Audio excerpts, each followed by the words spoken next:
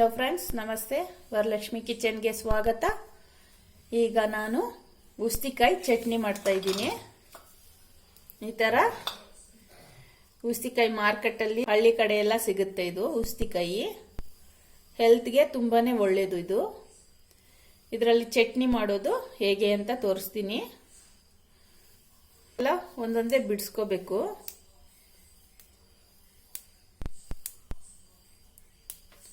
ಈ ಥರ ಎಲ್ಲ ಬಿಡಿಸಿ ಎಣ್ಣೆನಲ್ಲಿ ಫ್ರೈ ಮಾಡ್ಕೋಬೇಕು. ಉಸ್ತಿಕಾಯಿ ಚಟ್ನಿಗೆ ಬೇಕಾಗಿರೋ ಅಂಥ ವಸ್ತುಗಳು: ಕಡಲೆಬೇಳೆ 1 ಸ್ಪೂನು, 7 ಗುಂಟೂರು ಮೆಣಸಿನ್ಕಾಯಿ, 2 ಹಸಿಮೆಣಸಿನ್ಕಾಯಿ, 3 ಈರುಳ್ಳಿ, ಸ್ವಲ್ಪ ಹುಣಸೆಹಣ್ಣು, 2 ಟೊಮೊಟೊ, ಆಮೇಲೆ ಸ್ವಲ್ಪ ಉಸ್ತಿಕಾಯಿ. ಹೇಗೆ ಮಾಡೋದು ಅಂತ ನೋಡೋಣ. ಈಗ ಎಣ್ಣೆ ಸ್ವಲ್ಪ, ಉಸ್ತಿಕಾಯಿನ ಫ್ರೈ ಮಾಡ್ಕೋಬೇಕು.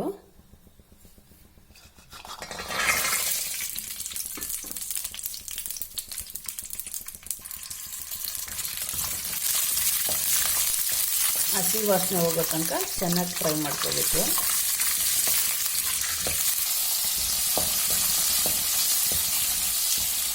ಹೆಲ್ತ್ಗೂ ತುಂಬ ಒಳ್ಳೆಯದು ಇದು ಉಸ್ತಿಕಾಯಿ.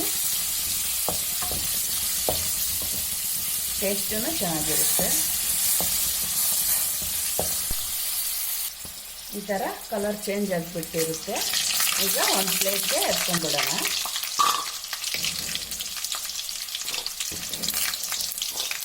ಅಲ್ಲಿಗೆ ಕಡಲೆಬೇಳೆ, ಹಸಿಮೆಣಸಿನ್ಕಾಯಿ 2,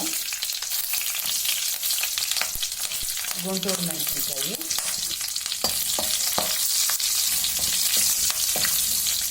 ಈರುಳ್ಳಿ 3,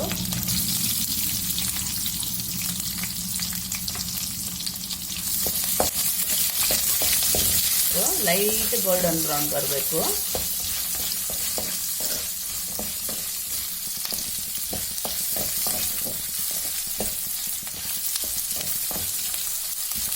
ಈರುಳ್ಳಿದ್ದು ಹಸಿ ವಾಸನೆ ಹೋಗಬೇಕು, ಲೈಟ್ ಗೋಲ್ಡನ್ ಬ್ರೌನ್ ಬರಬೇಕು. ಆಮೇಲೆ ಟೊಮೊಟೊ ಸೇರಿಸ್ಕೋಬೇಕು.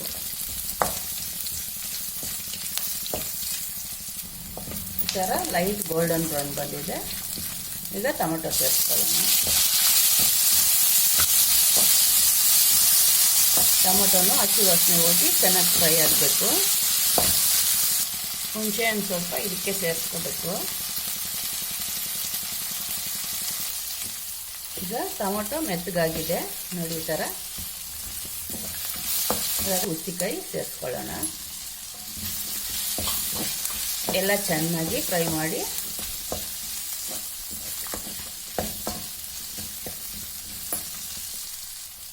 ರುಚಿಗೆ ತಕ್ಕಷ್ಟು ಉಪ್ಪು. ಈಗ ಫ್ರೈ ಆಗಿದೆ. ಆರಿದ್ಮೇಲೆ ಮಿಕ್ಸಿನಲ್ಲಿ ರುಬ್ಕೋಬೇಕು. ಈಗ ಆರಿದೆ, ಮಿಕ್ಸಿ ಜಾರ್ಗೆ ಹಾಕಿ ರುಬ್ಕೋಬೇಕು.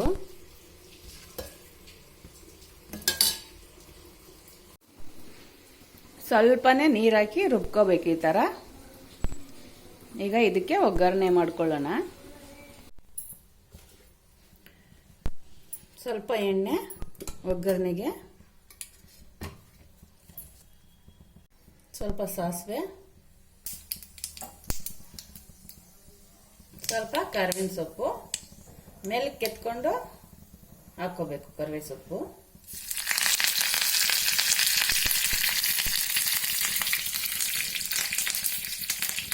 ಅಷ್ಟೇ. ಗ್ಯಾಸ್ ಆಫ್ ಮಾಡಿಬಿಡೋಣ.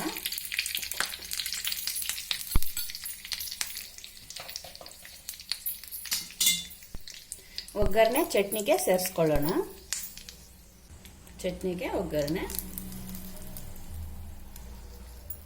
ಇಷ್ಟೇ, ಜಾಸ್ತಿ ಏನೂ ಹಾಕೋಂಗಿಲ್ಲ ಈ ಚಟ್ನಿಗೆ ಮಾತ್ರ. ನೋಡಿ ಫ್ರೆಂಡ್ಸ್, ಉಸ್ತಿಕಾಯಿ ಚಟ್ನಿ ರೆಡಿಯಾಗಿದೆ. ಈಗ ಚಪಾತಿಗೆ ಹಾಕೊಂಡು ಟೇಸ್ಟ್ ನೋಡೋಣ.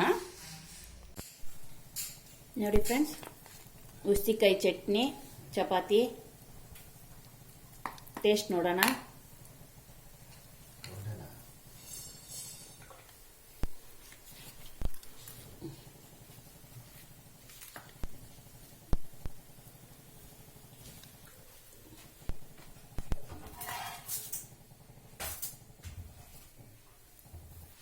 ಚೆನ್ನಾಗಿದೆ ಫ್ರೆಂಡ್ಸ್.